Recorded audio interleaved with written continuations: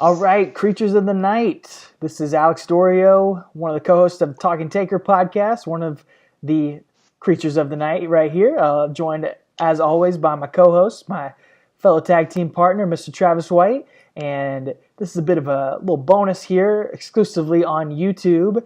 As you know, our gimmick is that we're going to get to every Undertaker pay-per-view match in order. But since he has had a few going on right here, as we're in the middle of our podcast, as we're in the middle of 1999, it's going to be a while before we can talk about this matchup, the Super Showdown between Undertaker and Triple H in Australia, or as we've been calling it on the podcast, the SmackDown Under. Courtesy of Travis right there. We just thought we'd give you some quick and dirty thoughts on that before we get into our long-form analysis someday far away, long down the road. So Travis, man, what did you think of this last time ever, quote-unquote, matchup between The Undertaker and Triple H in the main event over in Australia? First of all, last time ever, my butt. Like, as spoiler alert, if you haven't kept up with wrestling since this week, you know that they're fighting in a tag match at the Crown Jewel over in wherever it's called, Saudi Arabia. But yeah, you knew that wasn't going to be, the last time ever. But I'll tell you what, man, I finally got around to seeing it. Took me a couple of days to get to it. I was just busy working this weekend and stuff. So anyway, it was, man, I liked it. It was. I'd probably catch shave about 9-10 minutes off the match, but it's always good to see Taker in there, man. His entrance is a sight to behold. Triple H always brings it. He gets crapped on a lot for stuff, but I really do like Triple H. I like his work. I like what he does. I always enjoy seeing these two guys go at it. The story that's being told kind of over the last 20 years with them. I thought it was a good match. It was definitely not a 5-star classic or anything, no Mac classic, but I don't know, man. I liked it. I was a little bit nervous when Taker started choking him with cables. Like, can they do that anymore? I don't think they can. I was surprised by that. Because Triple H got out of it real quickly. If you go back and notice, he kind of got out of it pretty fast. I think because he knows, that's how Daniel Bryan got fired 8 years ago. So I don't think Undertaker's getting fired over it.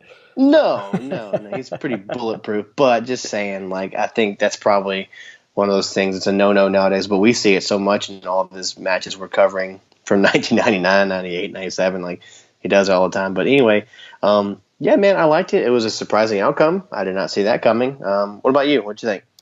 Yeah, no, I agree with you. I think it was Brian Alvarez online saying that would have been a great 10-minute match. Like, if they had condensed everything they did into 10 or 12 minutes, it would have been a really awesome match. As it was, it was a little slow. It did drag on a bit, but, we got a combined age of what, like almost 100 years old. Dude, when those four guys are going to be in the ring in Saudi Arabia, the combined age is 206. So it's obviously going to be a little slow. And, yeah.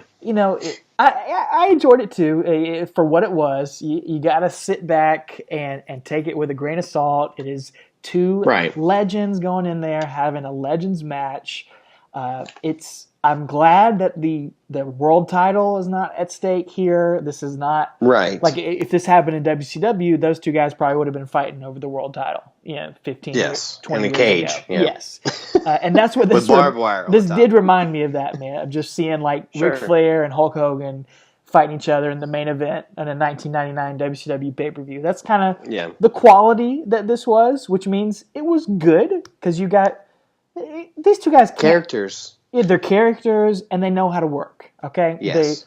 They're not busting out top rope dives, even though Undertaker teased it at one point, and I nearly had a heart attack thinking he was going to do that. I was. I'd avoided spoilers, and I was about to say, did Taker die this night? Like, I did not want to do that. So fun.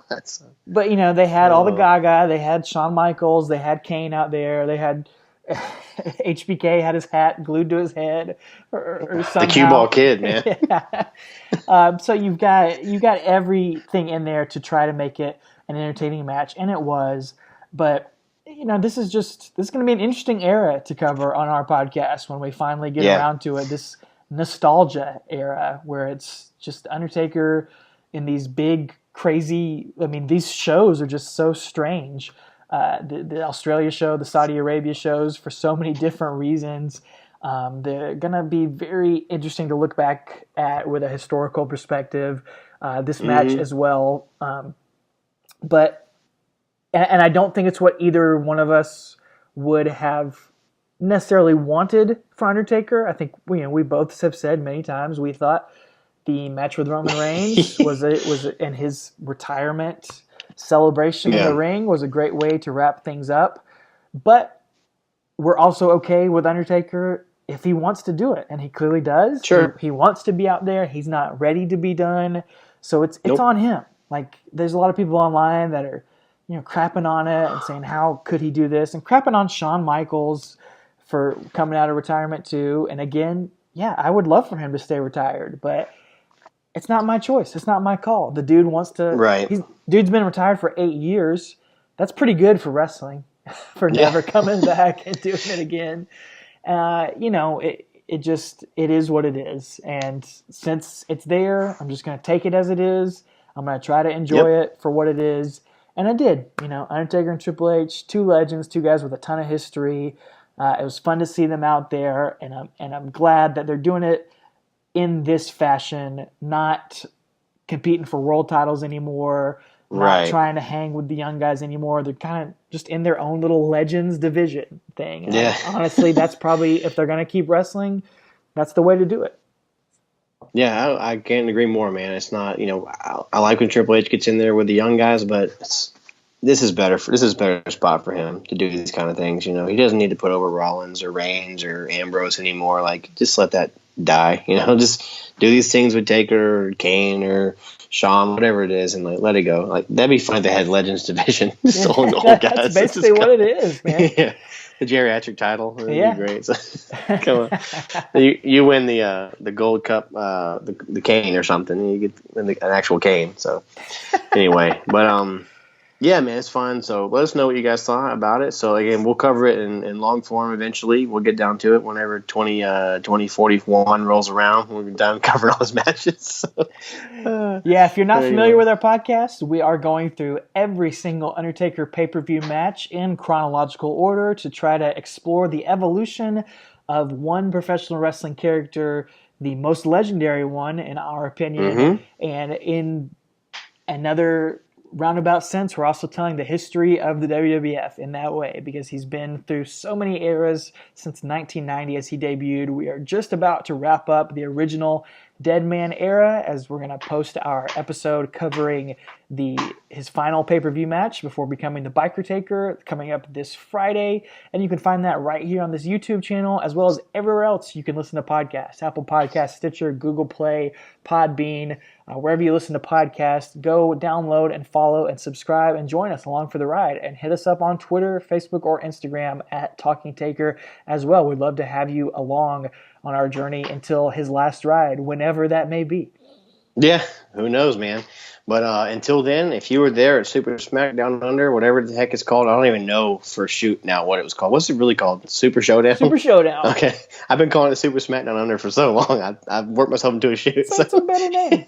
Anyway, it is a better name, mate. So anyway, if you had a good day, mate, down there, down under, let us know. If you had an Outback Jack, if he showed up, let us know. Anyway, other than that, take her easy.